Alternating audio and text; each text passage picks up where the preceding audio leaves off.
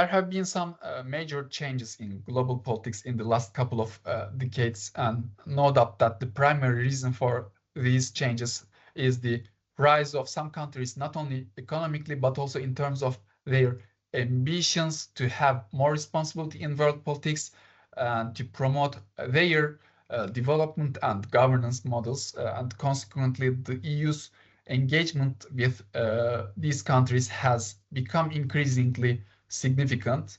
And in terms of trade and energy, one of the main issues the EU has faced is the gradually increasing trade imbalances and interdependence, where rising powers have increased their productivity as well as their international claims.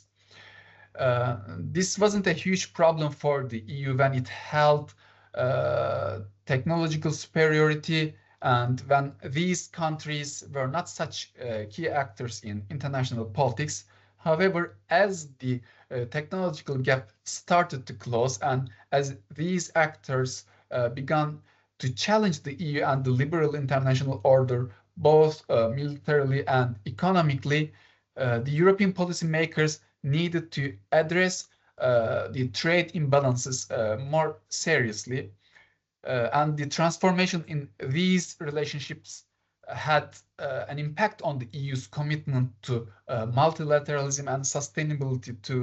For instance, the EU remains on the one hand China's largest trading partner, but on the other hand, their relationship is now more complex compared to a decade or 2 decades ago due to some major issues between them in various fields such as subsidies, cybersecurity, and human rights. But they also has an important dialogue on areas like climate and sustainable development. As you know, on issues like climate, it is impossible for a country to achieve global targets on its own, and cooperation is essential in this regard. That's why sustaining dialogue and multilateralism is crucial for a successful strategy in such areas.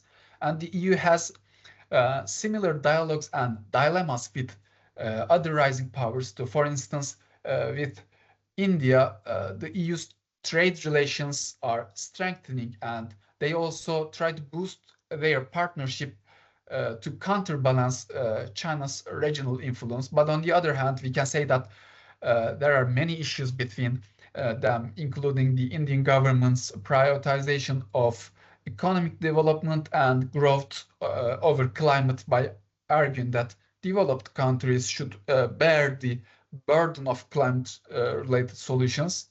In this respect, there are some kind of disagreements between the EU and India, and relations with Russia are definitely more complex due to geopolitical tensions and conflicts.